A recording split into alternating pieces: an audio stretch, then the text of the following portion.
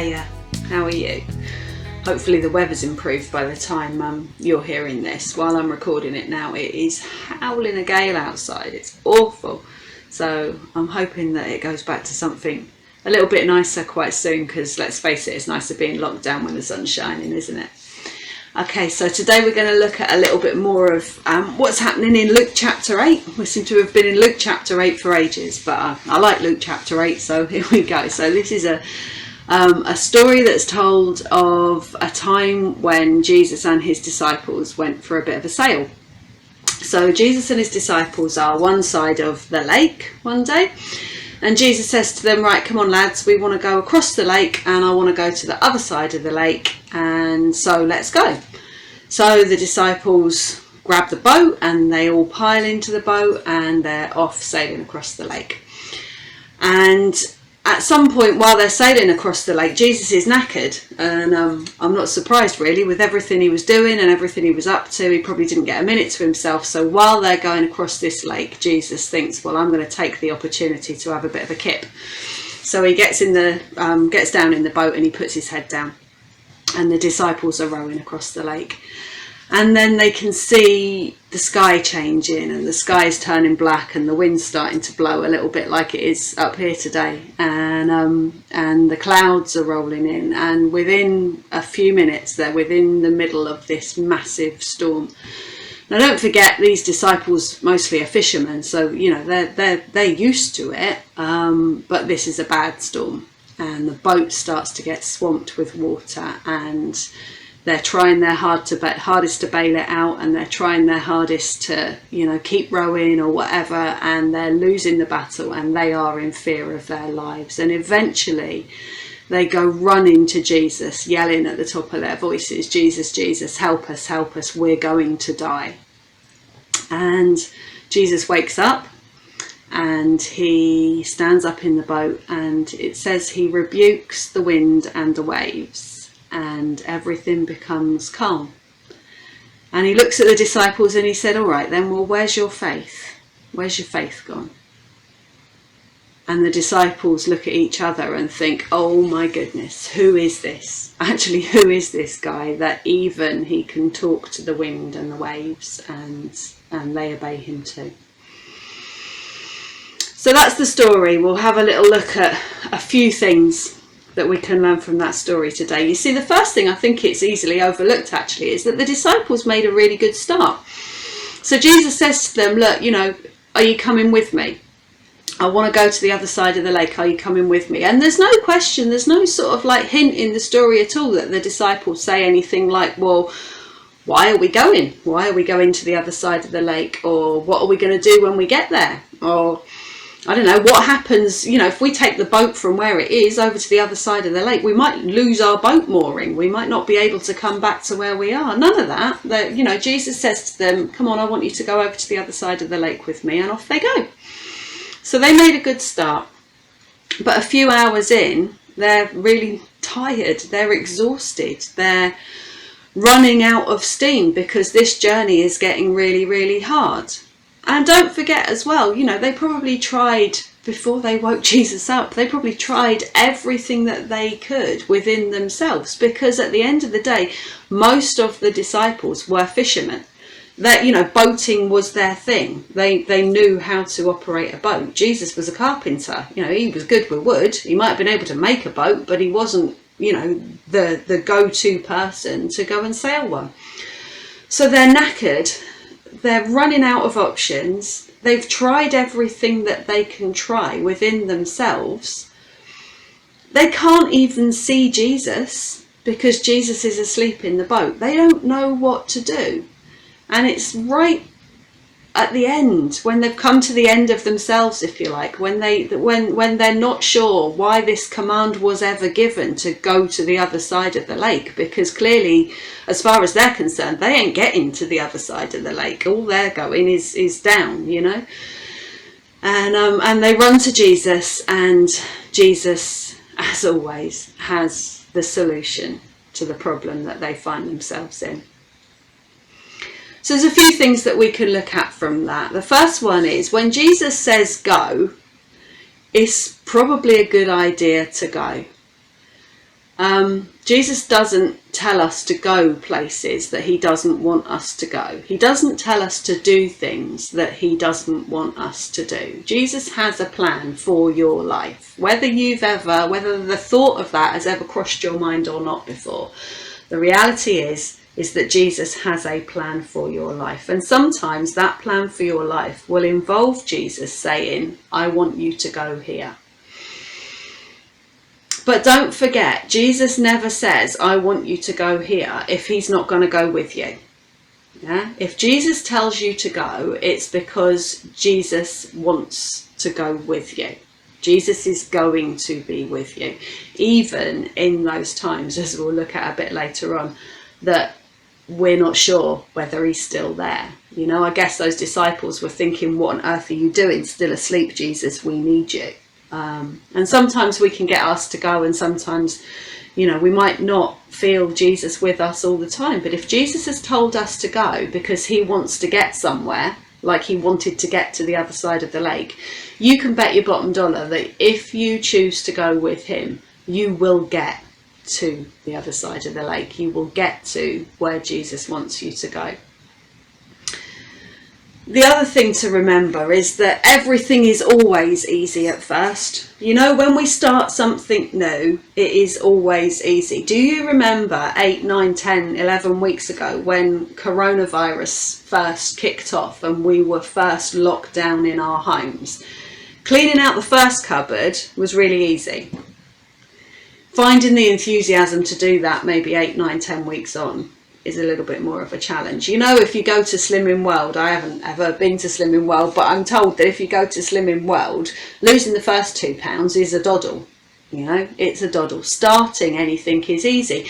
At the moment, with all of this fervour that is rightly being whipped up about racism and about the fact that racism is still with us, you know, all of that stuff, it's easy to start these campaigns that is going to bring justice to people like George Floyd and to, you know, to thousands of our fellow human beings. It's easy to start those sort of campaigns. All of that stuff is easy. It's not so easy as you go along, because I guess anything that's worthwhile tends to be hard to achieve, yeah?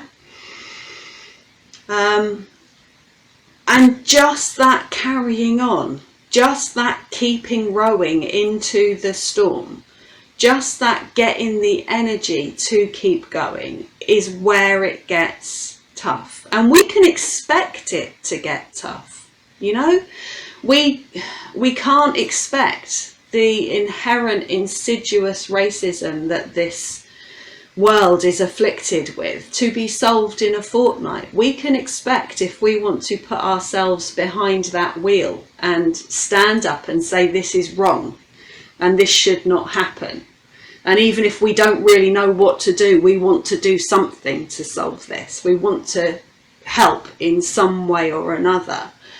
That's tough. You know, changing society's attitudes about environmental issues, about the damage that we're doing to this planet, all of that sort of stuff, that's tough.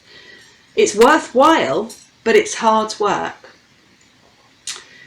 It might be more personal than that. It might be rebuilding broken lives. It might be rebuilding, trying to help, trying to do what you can to speak into a situation in somebody's life that is broken and that needs fixing. That's tough when you're in it for the long haul. Things don't get fixed quickly. People don't get fixed quickly.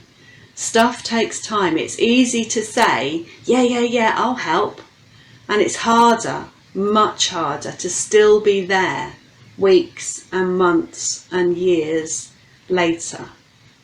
Worthwhile things are difficult. It's not easy, I guess, it wasn't easy for the disciples to keep rowing when they couldn't see where they were going, where they didn't know whether they were going to make it to land. It's not easy necessarily, even when you are convinced that Jesus has said go.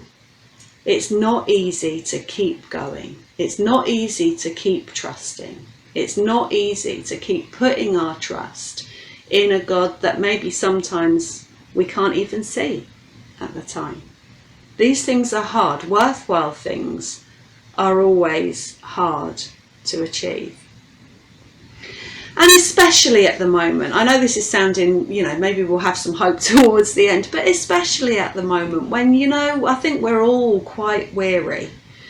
I think because of these exceptional, unprecedented times that we're living through, we all do get weary. I've felt quite weary lately when you hear, the statistics coming in that sort of 300 people a day are still dying. And I remember weeks and weeks ago, on one of the days when it was like 120 people and it was going to get worse, and my heart went out to those 120 families that were missing someone. And now, okay, we've come over a curve and we're going down, but 300 people odd died yesterday, and it's wearing on me that hasn't been touched closely by deaths through coronavirus in this thing. It's a weary time. It's weary. It must be weary wondering, is my job going to be there, or is my job ever going to be the same? It's wearying, it's wearing, thinking, how am I going to pay the mortgage? All of these things take their toll on us. And maybe for you it's not coronavirus. I mean, we've all got the effects of that, yeah, sure, but the stuff that was going on in your life before this all happened won't have just gone away. So maybe for you it is that friend that you've been trying to help for years and years and years, or that situation that you're trying to get out of and you can't get out of it, and you've been trying for years and years and years. We can get weary. Starting things is easy. Finishing them off is far more challenging. So here's some stuff. Maybe here's some hope, maybe. And the first thing is, you only have to go on your own if you choose to. Because Jesus is always there, and Jesus always gives all of us an invitation to go with him. So we have the choice to never have to go into anything on our own ever again. And if you think that Jesus has called you to go, then know that he will always be with you, even when you can't see him. So whatever you're going into, Jesus is going with you.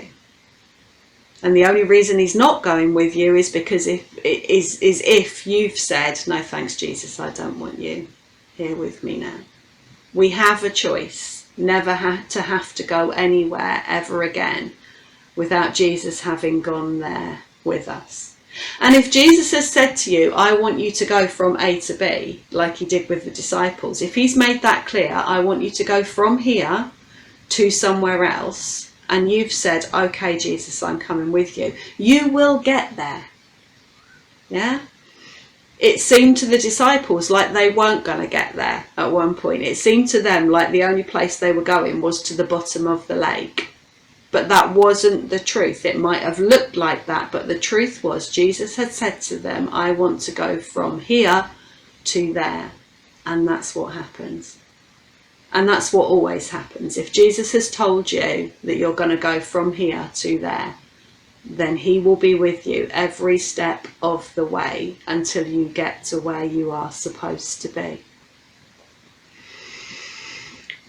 And I guess the other major thing that is just going to help us along the way when things get tough and when things get hard is where we fix our eyes.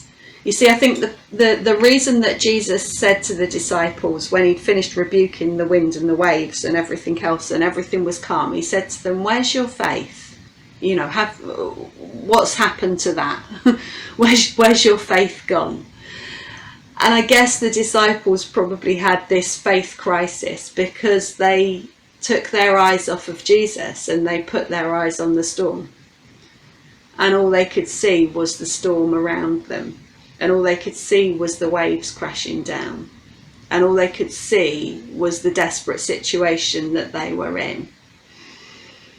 You know, and maybe for some people today, maybe that's where you are. Maybe all you can see is the storm and the waves and the desperate situation that you're in. And it's not to decry the situation. It's not to say that doesn't matter, because it really matters. But who it matters to most is Jesus, because he's the one that can fix it. Remember, those disciples tried their hardest to fix it because they were the fishermen. But they had to admit that they couldn't fix this without crying out to Jesus. So if we choose deliberately and to the best of our ability to take our eyes off the storm, to take our eyes off our circumstances and to fix them on Jesus instead, then he will get us through. Because he says, I will never leave you and I will never forsake you. And when Jesus says something, he means it. Jesus will get you through. Jesus will get your family through. Jesus will redeem that situation that you've been praying into and working at and trying to get resolved for years. Jesus is in the redemption business, and Jesus can redeem any situation and turn it to good. So I guess the question today, the question for all of us today, regardless of where we're starting from, is where is your faith? Where is my faith?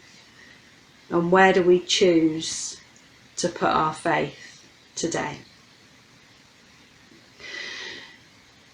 I just wanted to say before I close, because I think it's important to get it out there. Obviously, CleerWay Church is operating differently. We're operating online because we've got to, and we'll probably be operating online, you know, for some time to come, even if we do get back to meeting together. But we want to be helpful if we can, and that's not only sticking stuff online that you can have the choice to listen to or not. Maybe that's helpful. I hope some of it is helpful. Me and Martin and everyone else that's involved hopes that is helpful, but there are other ways that we can help too, and we really want to. So, you know, if you're in our community and you need other kinds of help, if you need somebody to just have a chat to, if you're feeling lonely and you want somebody to give you a ring and have a chat, if you need somebody to get your shopping for you, you know, if you're going to find that a struggle, as maybe the person that's been doing your shopping for you ends up going back to work or something like that, will you get in touch with us? If you don't know how you're going to pay the mortgage, can you get in touch with us, please? Because it's not only our words that we want to offer you. We want to offer you anything else that you might need. We want to at least try to help in other ways too. So can you just bear that in mind? And if you need to get in touch, then please do, for whatever reason, to disagree with everything we're saying, or to point us in the direction of somebody that you think we might be able to help, whether that be, you know, emotionally or spiritually or practically or financially or whatever. We can't solve all the problems, but we'd hate to think that there were problems out there that we didn't know about that we might be able to help with. So just bear that in mind this week. We'd be really grateful if you would. God bless. And remember, just keep asking yourself, I wonder where I'm going to put my faith this week. See you soon.